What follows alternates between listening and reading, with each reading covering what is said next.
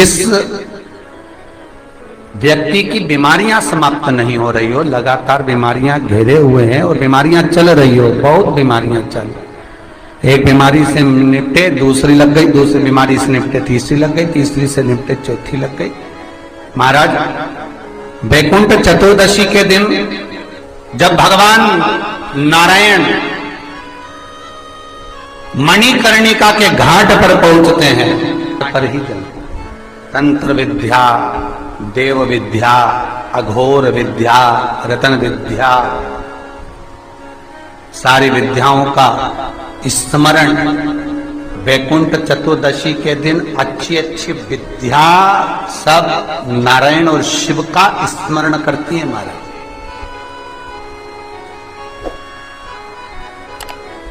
भगवान विष्णु और भगवान शंकर का स्मरण, अच्छी अच्छी विद्या। तो शास्त्र कहता है जिसको बहुत रोग हो, एक रोग मिटा दूसरा चालू, दूसरा रोग मिटा तीसरा चालू, तीसरा रोग मिटा चौथा चालू, चौथा रोग मिटा पांचवा चालू, बहुत रोग से ग्रस्त है, कुछ ना करिए, एक काम करिए, 7 काली मिर्ची लो, 5 लौंग लो और 5 बमूल के कांटे, बमूल के वृक्ष के जो कांटे होते हैं, अगर बमूल के वृक्ष के कांटे ना मिले तो गुलाब के कांटे ले लो, कांटे लेकर उसको एक लाल पोटली में, एक लाल कपड़े में, छोटे से टुकड़े में उसको बांधकर, जो व्यक्ति बीमार है उसके ऊपर से हरि और हर का, भगवान शंकर का मूल मंत्र का स्मरण करके, अगर कोई मंत्र, गला पकड़ रहा है, अगर कोई मंत्र ना हो महाराज, तो श्री शिवाय नमस्तुभ्यं और ओम नमो भगवते वासुदेवाय इसका स्मरण कर कर आप 21 बार उतार कर उसी व्यक्ति के सामने बाहर, घर के बाहर उस पोटली को जला दीजिए, उसकी धुआं उस जीव को लगने जो निरंतर बीमार पड़ रहा, बीमारियां धीरे धीरे छूटने लगी। कार्तिक के महीने में जो दीपदान होता है, माताएं सवेरे घाट पर स्नान करने जाती हैं तो वहां दिया लगाती हैं, शाम को तुलसी का क्यारा, दरवाजा सब दूर दीपदान होता है। केवल कार्तिक के महीने में, पूरे महीने जो दीपदान होता है वो शाम के समय पर, सुबह के समय पर, आप जब सुंदर कार्तिक स्नान कर रही हो तब, या शाम के समय पर दीपदान करती हो, पर पूरे कार्तिक के महीने में केवल एक दिन ऐसा होता है जिस समय शाम को दीपदान नहीं होता, बल्कि मध्य रात्रि में दीप का दान होता, ना सुबह ना शाम। हाँ, सुबह शाम आप तुलसी जी को लगा रहे हो अपनी जगह पर, पर तुम अगर कार्तिक के महत्तम का स्मरण कर रहे हो, कार्तिक का स्नान कर रही हो, कार्तिक नहा रहे हो, या कार्तिक का व्रत कर रहे हो, या पचवीगन का व्रत कर रहे हो, या भीष्म पंचक का व्रत कर रहे हो, या कार्तिक स्मरण का व्रत कर रहे हो, कार्तिक का अनुष्ठान कर रहे हो, तो उसमें एक दिन ऐसा होता है जिस समय सुबह शाम दीपदान का फल नहीं है, रात्रि के मध्य में दीपदान का फल है, और वो है वैकुंठ चतुर्दशी का दिन। एकादशी के दिन जो दीपदान करा उसमें 11 दिए, 7 दिए, 21 दिए, ऐसा दीपदान होता है, पर वैकुंठ चतुर्दशी का जो दिन है महाराज, इस दिन रात्रि को 11 बजे से लेकर 12:30 के बीच में दीपदान होता है, और 14 दिए का दान होता है। इसमें 14 दीप,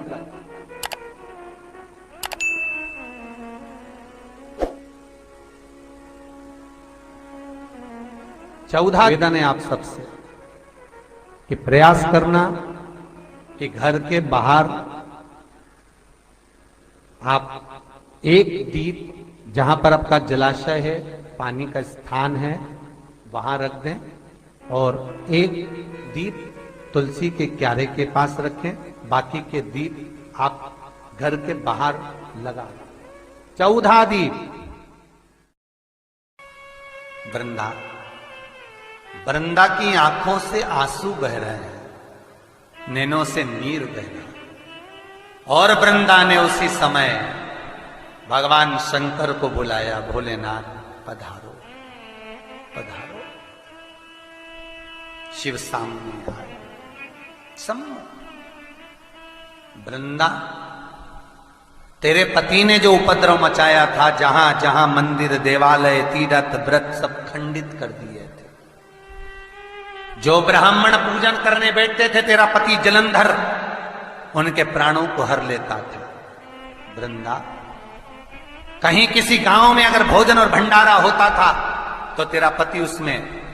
कुछ गलत पदार्थ मिला देता था। वृंदा, तेरे पति को मारना जरूरी था। वृंदा की आंख में आंसू भरे थे और वृंदा आंसू भरती भरती कहती है, भोलेनाथ, मैं ये भगवान विष्णु को श्राप देती हूं कि ये पत्थर के हो जाए, ये पत्थर के हो जाए। और मैं वृंदा हाथ में जल लेकर अपने शरीर पर डालती हूं और मैं तुलसी का पौधा बनूंगी। पर भोलेनाथ, हे शंकर, हे शंभो, हे त्रिकालदर्शी, हे कैलाशी, मैं तुलसी कभी आप पर नहीं चढ़ूंगा। केवल वर्ष में एक दिन होगा, बैकुंठ चतुर्दशी का दिन, जिस दिन भगवान का हरिहर मिलन होता है। बैकुंठ चतुर्दशी दीपावली के बाद में आती है, पूर्णिमा के पहले, कार्तिक पूर्णिमा जो आएगी तब बैकुंठ चतुर्दशी। और इस बैकुंठ चतुर्दशी का बड़ा महत्व ऐसा,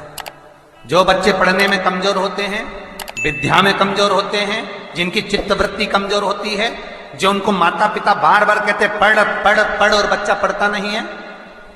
उनका दिमाग, उनकी चित्तवृत्ति खेलने में लगी रहती है, चिड़चिड़े रहते हैं, उन बच्चों के लिए शिव महापुराण कहती है,